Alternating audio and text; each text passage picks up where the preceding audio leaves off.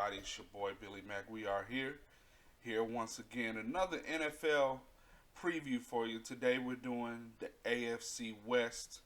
Um, the Chiefs have been dominating over the past couple seasons, and then it was the Broncos, and really that's really been it. The Chargers have been kind of midline, great, good team. Haven't really been able to be on top lately, but you know they've always had obstacles, whether it's the Broncos, whether it's the Chiefs, whether it's the Patriots. It is what it is.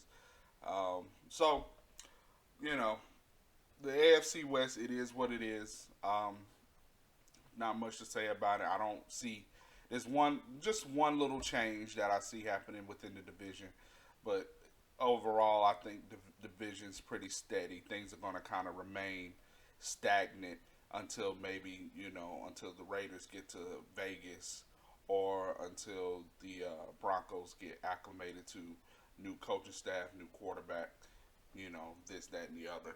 But we're gonna start with the Oakland Raiders. John Gruden, man. I like John Gruden. I appreciate the Amari Cooper trade. I really do. But I just don't know. He's trying to get his kind of guys in there. He's trying to do what he's trying to do. Shout outs to the NFL for letting us see the first episode of Hard Knocks for free. I love it, man. I love it, man. I keep trying to tell y'all, man. My dream job is a GM in the NFL. I think one of the real questions is David Carr the future? I like David Carr. I like him. I like what he brings. I like the way he plays. He's had sort of I guess you say bad luck, if you will. He got injured in that playoff game, and then last year he lost his number one receiver. But I mean, he has Antonio Brown now. But and as I'm recording this, the preseason games have already started. The Raiders have not played anyone yet, but because like today is a Friday, they either play tonight or tomorrow night. I can't remember, but Antonio Brown is currently sidelined with the frostbite feet. Why are you going into a cryogenic chamber without proper footwear? I don't know, but anyway, yeah, the John Gruden's he's rebuilding this team from start to end. Even though they have 17 starters returning, 8 on offense, 9 on defense. It's new culture, new schemes, the whole thing is changing. They're also, if you really notice, the Raiders are going the free agency route. They've signed a lot of free agents. I think over 15 free agents, and we're talking about starter caliber players. You know what I mean? So I don't see them doing much in the draft. No Marshawn Lynch, no Jared Cook. How is that going to affect this team? All of their stats were in the bottom half of last year. They were at the bottom. The whole team, all their stats, offense, defense, special teams, just last in the league in everything. So it's going to take some time for Gruden to put his fingerprint on this team. If you're a Raiders fan, I think you have a lot to look forward to because the Raiders are my X Factor team. I think they can go either way. I personally don't see them doing well this season simply because with all the changes and everything, Mike Mayock as your new GM, why anyway, right as of right now, I just don't think the Raiders can do it this year. But they're my X Factor, so understand anything can happen with this team. You heard me. 4-12 is going to be their record. They do have the toughest schedule in the division. So just within their division, they have the toughest schedule. So I think it's going to be a grind. And that's why I call them my X Factor, because God forbid they start winning games. They'll be primed for a playoff run simply because they've been tested throughout the season. So 4-12, fourth in the division is where I have the Raiders. Next, the Denver Broncos, my brother's favorite team, the Denver Broncos. Don't know how it happened. He was a John Elway fan. I'll put it like that. Vic Fangio, first time head coach. He's been a defensive coordinator for a very long time, for about 20 years in this league. But it's going to be a matter of how is he going to run the team. Is he going to be a head coach slash coordinator, or is he just going to be the head coach and manage the team, from the top? So that's going to determine a lot for the Denver Broncos season this year. I do not believe in Joe Flacco. I wrote in my notes he's trash. I'm not going to, the dude is an NFL quarterback, so he's good enough. But he's the type of player, I keep trying to tell you, I don't understand why these GMs do not put talent around these quarterbacks. Not everybody is Aaron Rodgers. Not everybody is Tom Brady. Not everybody is Drew Brees. Not everybody is Ben Roethlisberger. Not everybody are these quarterbacks that can just take scrubs and make them better. Not everybody can do that. And Joe Flacco is a great example of that. He won the Super Bowl with the Ravens, and he basically went to the Ravens, was like, well, I'm worth X amount of dollars. And the Ravens were looking at him like, yo, you won the Super Bowl, you played well, but the reason y'all won the Super Bowl was because of the defense. You were not the reason we won the Super Bowl. But he stood pat. The Ravens believed in him because how dare you, because PR purposes, how dare you release a franchise quarterback? How dare you release a franchise quarterback, that just won a Super Bowl? So the Ravens had to do what they did. They paid him his money, and you see what happened. The Ravens were trash.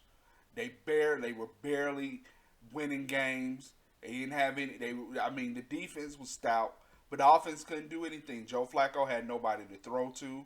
He was injury prone. All because he got his money, and now they couldn't afford to put any weapons around him. That's how it is, man.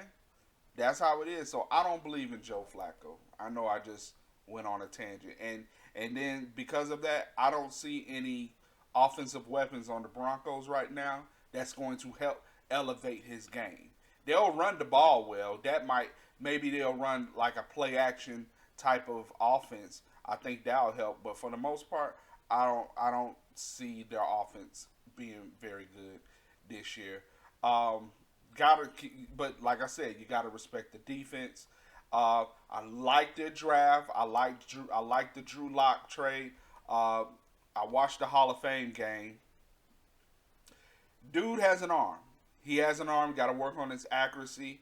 I like how he's just kind of flowing. He's just out there playing football. I think he has a future. I don't know if he'll be a starter or a franchise type quarterback, but he's going to be in the NFL for a while. I really do like. And then Noah Fant, great tight end pickup. Dalton Reisner, great offensive lineman. So they're building, and I think it's going to help the team in the long run. I got the Broncos as 8-8, third in the division, and that's because they're an average team. I really think they are just an average team, especially with a new coaching staff, a brand new head coach, first time being a head coach in the NFL. I think they'll get 8-8. I don't know how their schedule. I can't remember how their schedule stacks up against the rest of the division. But hey, they're average. They're average. They'll be average this year. And that's how I see the Denver Broncos. Next, the Kansas City Chiefs. The Kansas City Chiefs. Yes, the Kansas City Chiefs. Why will the Kansas City Chiefs? Hey, I'm sorry, Darren. Happy birthday, by the way. Um, why will the Kansas City Chiefs only get third in the division? No Kareem Hunt.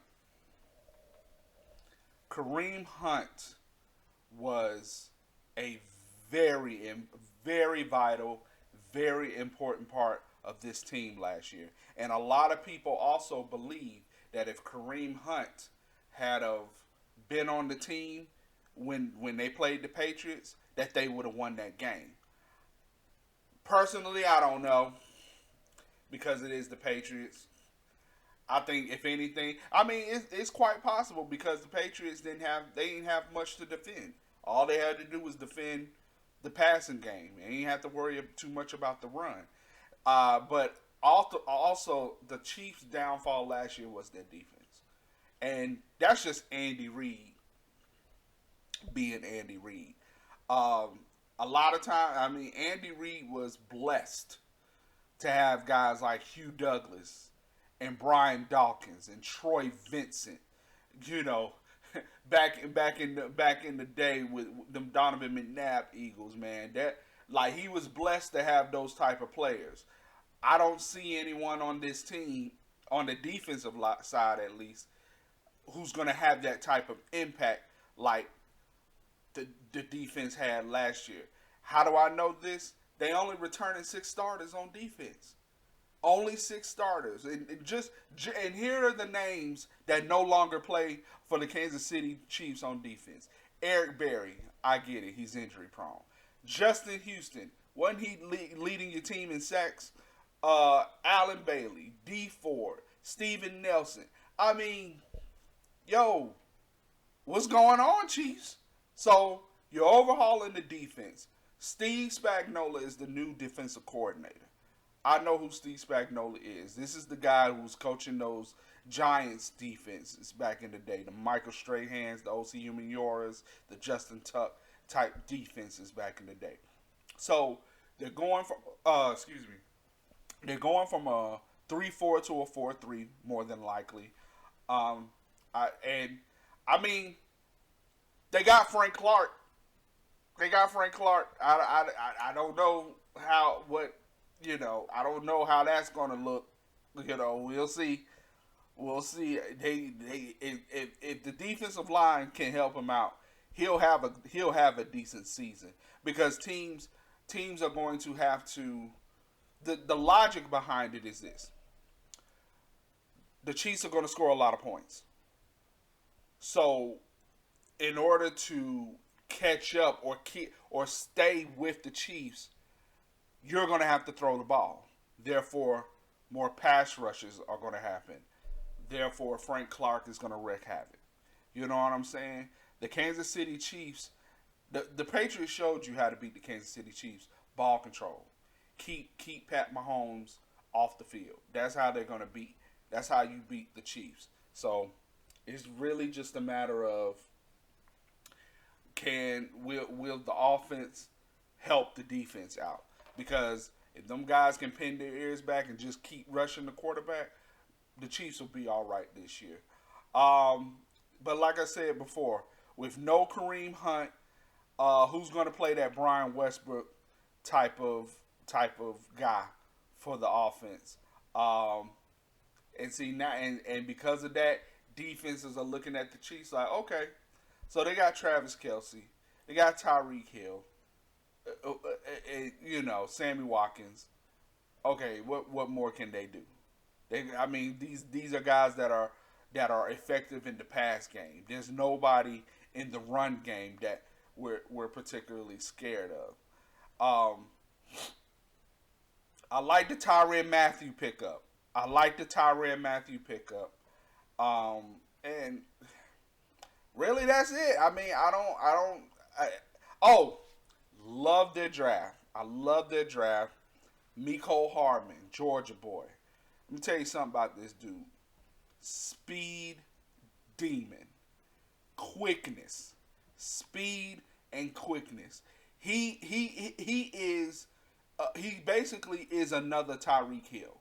He might not have the elite speed as Tyreek Hill, but he's still fast. The dude ran a 4.2 in the combine and was mad. The dude ran a 4.2 in the combine and was mad. He was mad because he knows he can run faster. Are you serious? You know what I'm saying? Like, that's, I mean, need I say more? And then I like Juan Thornhill. I like Juan Thornhill. He's a safety. Um, so I think he's going to be able to be a standout for that defense also. So with all that said, you might think that the Chiefs are going to. I got the Chiefs having a bad season. No, they're going 11-5. The Chiefs are going 11-5, but they're only going to get the fifth seed. So they might have the chance to get one home game. So, but you know, isn't that crazy that they're going 11-5 and being third in the division? But that's because the number one team in the division to me is the Los Angeles Chargers. I believe in Phillip Rivers. I believe in this team. You know what I'm saying? I really do. Um, Damn, I forgot the name of that head coach, black dude, Anthony Lynn. Anthony Lynn, I think his name is. Yeah, man, I like Anthony Lynn. I just like the Chargers. They just some teams. I just think I believe in solid, consistent teams, and the Chargers have been solid and consistent for years. They'll have a down year like here and there, but for the most part, they're solid and they're consistent. And the only thing I think, the only thing that is going to be a real hiccup for this team is if Melvin Gordon's going to be there. If Melvin Gordon's going to be there, this team's going to do well. If he's not going to be there, it's going to be on Phillip Rivers. And granted, he has some great wide receivers, but and I like that tight end too. I think Hunter Henry, I think his name is. Listen, they can pass the ball. This is nothing new. We know they're going to pass the ball, and I mean hey, just another example of how solid this team is. They only signed 2 free agents. They only signed 2 free agents, ladies and gentlemen. Tyrod Taylor and the linebacker Thomas Davis. Those are the only players they signed in the offseason. You know what I'm saying? Now, granted, the defense only had 8 starters returning. So they're going to look for their younger players to step up. But that secondary is good. That secondary is awesome, man. And you just hope the offense will do what they do, you know, whether or not Melvin Gordon is there or not. You hope they do what they do. And so I also got the Chargers going 11-5. They have the easiest schedule in the division. And I mean, it matters, but I don't think it matters that much. It's not like they're hands down. It's not like they have hands down the easiest schedule. It's just by rank they have the easiest schedule. You know what in their division, I should say.